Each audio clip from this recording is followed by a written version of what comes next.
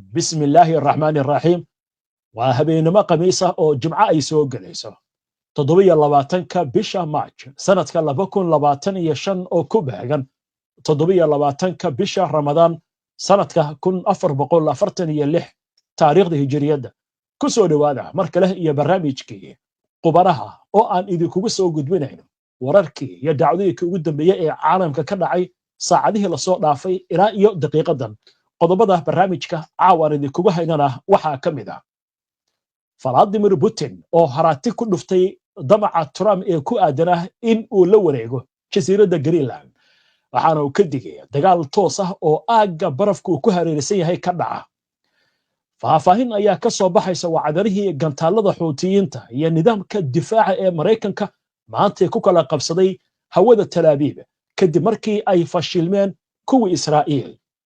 Xuutiga waxay wacad ku mareen inay diyaar u yihiin inay sii balaariyaan hawlgallada ay wadaan Israa'iil caawa waxaa ka taagan xaalad adag banaanbaxyo ballaaran iyo rabshado ayaa socda jawigu waa sidan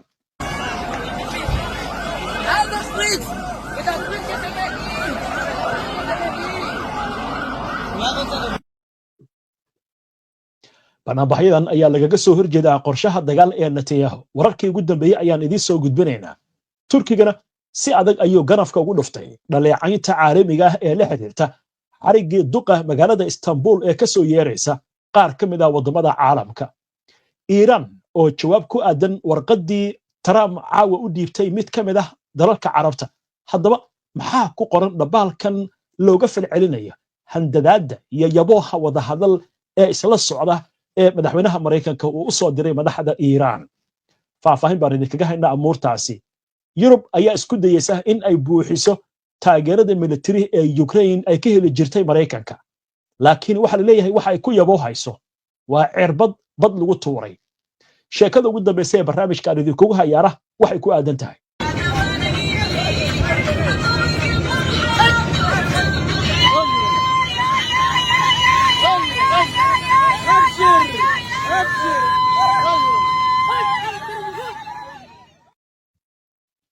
waa Suudaaniyiin samada ku sugan oo dabaaldegaya maxayse u dabaaldegayaan oo ku faraxsan yihiin sheeko cajiib ayaan idinkaga haynaa amuurtan qodobadan iyo kuwa kale oo faahfaahsan iyo wixii warah ee soo kordhay intayna hawada ku jirno ayaan idinkugu soo gudbinaynaa barnaamijka qubanaha soo dhawaada mar kale daawadaya si aad u hesho wararka barnaamijyada iyo macluumaadka aynu halkan ka soo gudbinayno haddii aad ka cusub tahay baraheena bulshada amaba horay aadan ugu xirnayn hadda ku soo biir وأنا كما حسنتهين داوشة برنامجك عاوة وحنو كهر مرينا دالكاسي تركيا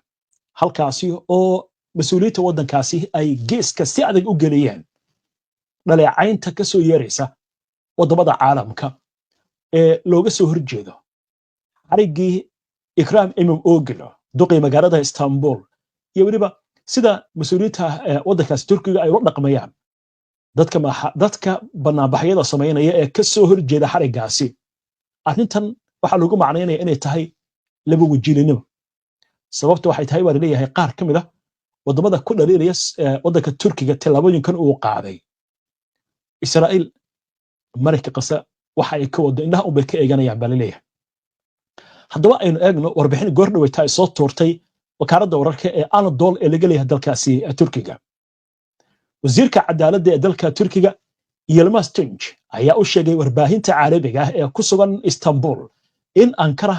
ay ka codsatay la hawlgalayaasheeda reer Yurub in ay u dhaqmaan si caqli gal ah isagoo intaasi ku daray in dambiyada loo haysto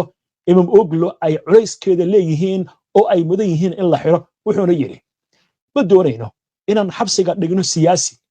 balse haddii caddayn ay jirto oo sharci jibana taasi waa suurtagal mar la weydiiyay sababta waqtigan loo xiray Yilmaz waxa uu sheegay in garsoorka uu si gaar ah u baarayo warbixino dambiyeed isagoo xusay in Imam Oglo uu yahay mas'uul la doortay taana ay ka dhignayn inuusan qaanuunka qabanayn ama qaanuunka ka sareeyo Ikram Imam Oglo ayaa loo arkaa inuu yahay ninka ugu tunka weyn siyaasiyiinta ka soo horjeeda madaxweynaha dalka Turkiga Recep Tayyip Erdogan waxaana haddii loo dhaadhiciyay xabsi sabab la xiriira musuqmaasuq iyadoo la sugayo in maxkamad dib loo saaro Imam Oglo waa uu beeniyey eedeymaha taageerayaashiisina waxay ku tilmaameen xarigiisa mid siyaasadeed oo ka dhan ah dimuqraadiyadda waa si hadalka u dhigeen oo dowladda Turkiga arrinkaasina ay iska fogeynayso xarigiisa oo dhacay maalmo ka hor inta aan si rasmi ah loogu dhawaaqin inuu yahay musharaxa xisbiga mucaaradka ee CHP doorashada dhici doonta 2028 ayaa horseeday barnaamijyo ka dhan ah dowladda iyo xarigyo ballaaran oo lagula kacay dad ka badan 1,000 qof xisbiga CHP iyo xisbiyada kale mucaaradka kooxaha xuquuqda aadanaha u dooda iyo quwadaha reer galbeedka ayaa dhammaantoodba ku tilmaamay kiiska xilka lagaga qaaday Imam Oglo inuu yahay mid siyaasadeed oo lagu doonayo in meesha laga saaro halis doorasho oo Erdogan uu wato si hadalka loo yiri dowladda Turkiga waxay sheegtay inaysan wax faragelin ah ku sameeynin garsoorka uu yahay mid madax bannaan xisbiga CHP waxa ugu baaqay shacabka Turkiga inay si wadaan mudaharaadyada waxaana ay sheegeen markaasi in la qaban doono isu sabaxyo dheeraad ah maalmaha soo socda gaar ahaan Istanbul madaxweyne Erdogan ayaa waxa uu si adag u diiday ficilada mudaharaadyasha ay wadaan isagoo ku tilmaamay muuqaal raadin waxaanu uga digay dadka banaanbaxa sameynaya inay ka dhigaan falalkaasi kuwa qalqal lagu gelinaya amniga waxaana uu tilmaamay in la kulmi doonaan cawaaqib dhanka qaanuunka ah Erdogan ayaa Arbacadii sheegay in baaritaan cusub oo musuqmaasuq ah ee lagu sameyn karo xisbiga CHP wuxuuna ku adkaysay inaanu jabin markaasi qaanuunka isagoo taa ula jeedana waxa uu leeyahay cid walba waa la xisaabtami karaa dhinaca kale wasiirka arrimaha gudaha ee dalka Turkiga Ali Yarlikaya ayaa sheegay in 1879 qof la xiray tan iyo markii mudaharaadyadu ay bilowdeen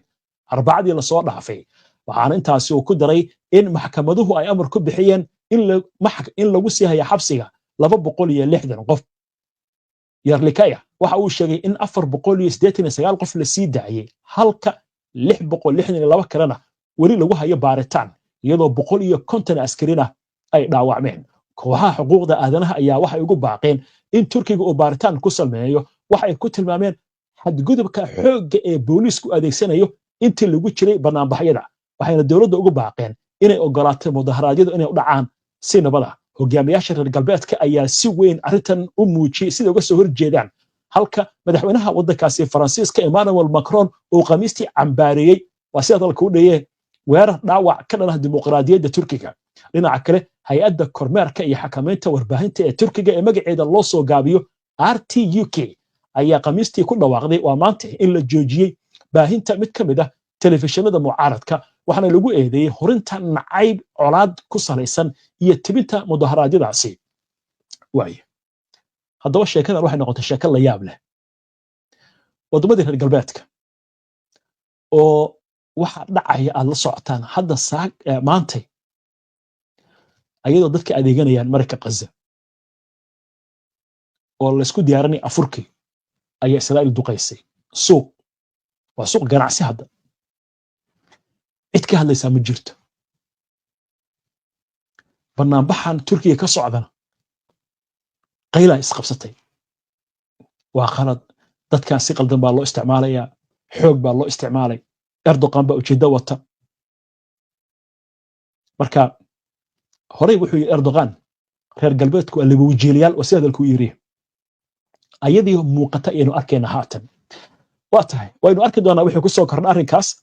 mawduucaas halkaas aynu ku dhaafanay xagga Ukraine aynu eegno waxa lagu soo warramaya wadamada Yurub inay doonayaan in ay buuxiyaan booskii uu baneeyay Mareykanka ee taageerada militariga ee Ukraine laakiin waxa la leeyahay taageeradoodu waa cirbad lagu tuuray badda haddaba aynu eegno wararkii ugu dambeeyay ee amuurahan saraakiil reer Yurub ayaa waxay sheegeen in dalalka ka qayb galaya shirarka haatan socda gaar ahaan shirka ugu dambeeyay ee Paris ay ku heshiiyeen heshiis cusub oo military oo Ukraine la galayo sarkaalka ayaa u sheegay wargeyska Wall Street Journal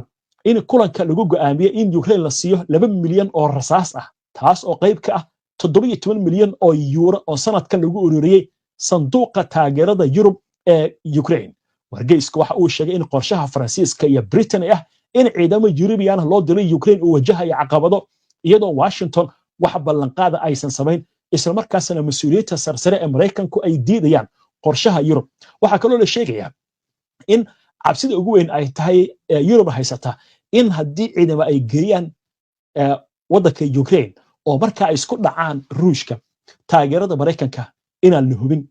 macnaha waxa la leeyahay haddii ka soo qaad waxa la geeyay 30 kun 20 kun oo ciidamo Putin ayaa isna yiri ciidanka kale lama keeni karo haddii ay isku dhacaan Yurub waxay u baahan tahay inuu difaaco maraykanku marka ma cadayn inuu difaaci doono marka Yurub waxa la leeyahay sida ay qubarada wax u dhigayaan hadalka u dhigayaan iskuma filna fagfagna joojimayso sababta waxa dhici karta leeyahay inuu gantaalka shaydaanka labaad uu ku dhuftaba halkaas marka waxa leeyahay arrintan meel aad maraysa laakiin wadamada Yurub waa ka go'anta waxay leeyahay annaga waxaan rabnaa in Ukraine amnigeeda la damaanad qaado inta aan la gaarin heshiis dhinaca kale madaxweynaha waddankaasi Ukraine Volodymyr Zelensky ayaa isna wuxuu sheegay in xalka kaliya ee Ukraine ku badbaadi karta ay tahay in lagu soo daro NATO arrinkaas waxa la sheegayaa wadamada reer galbeedka inay ka caal taagleynayaan sababtuna waxay tahay ruushka oo arrintaasi ku tilmaamay qatar ku wajahan qaranimadiisa ra'iisul wasaaraha dalka Britain Keir Starmer ayaa sheegay in toddobaadkan London ay martigelin doonto shir ay ka qayb gali doonaan khubaro militari oo ka kala socda ilaa iyo 30 dal kuwaasi oo sheegay inay ka qayb qaadan doonaan hawsha ah isbahaysiga heeganka ah oo uu ku tilmaamay in horumar muuqda laga gaaray in dalal badan ay doonayaan in ciidamo nabad ilaalin ay u diraan Ukraine dhinaca kale madaxweynaha waddankaasi Faransiiska Emmanuel Macron oo isna shirka martigeliyay ayaa sheegay in madaxda Yurub looga baahan yahay in ay xoog saaraan sidii inta aan la gaarin xabad joojin loo xoojin lahaa awoodda Ukraine waa tahay wakaaladaha wararka ayaa warbixinadaasina soo tuuray war weyn ayaa sidoo kale caawa soo baxay wakaalada wararka ee TASS ee laga leeyahay Ruushka ayaa hadal goordhaweeyta ay soo tuurtay waxay kaga hadashay madaxweynaha waddankaasi Ruushka Vladimir Putin oo ka hadlayay xadka waddanka Finland oo sanadkii 2022 ku soo biiray NATO ayaa waxa uu ka hadlay qorshayaal ballaaran oo la wado wuxuu kaloo ka hadlay qorshaha Greenland Donald Trump uu doonayo inuu kala wareego haddaba aynu eegno warbixintaasi oo warbaahinta Ruushku ay wax ku qorayso gaar ahaan wakaalada wararka ee TASS madaxweynaha Ruushka Vladimir Putin ayaa caawi sheegay in qorshaha madaxweynaha Mareykanka Donald Trump ee ah in uu la wareegayo gacan ku haynta jasiiradda Greenland ay tahay mid dhab ah laakiin wuxuu muujiyay walaac in gobolka barafka badan ee Arctic uu noqon karo goob dagaal mustaqbalka isagoo ka hadlayay shir ka dhacay magaalada Murmansk ee waqooyiga fog ee dalka Ruushka oo xad leh Finland Putin wuxuu yiri waxa jira qorshayaal dhab ah oo Mareykanka uu ka leeyahay Greenland qorshayaashaasina waxay leeyihiin buu yiri xididdo taariikheed oo qadiimi ah Greenland waxay leedahay kheyraad badan oo macdan iyo shidaal uu ku diihan yahay inkastoo aan la sahmin shidaalkaasi iyo waliba uraniumka oo arrintaas la sheegayo in la mamnuucay xilli hore laakiin sida laga soo xigtay ra'yi ururin laga qaaday dadka reer Greenland waxay taageersan yihiin in ay ka madax banaanaadaan Denmark oo imika ka talisa waxay kaloo diidan yihiin isku dayga Mareykanku kula wareegayo jasiiradan barafka badan inuu kala wareego Putin waxa uu xusay in arrinta Greenland ay hoos timaado maamulka Denmark balse ismaamul ay leedahay wuxuuna yiri taasi ma ah mid qosaysa Ruushka wuxuu muujiyay walaac ah in wadamada NATO ay kordhinayaan aragtida ah in aagga Arctic uu yahay meel loo adeegsan karo khilaafaadka Putin inta lagu guda jiray kulankii halkaasi iyo booqashadii uu ku tagay waxa uu sheegay in haatan midowga Soviyeeti xarumihiisii hore ee ku yaala goobaha uu booqday ee xadka Finland oo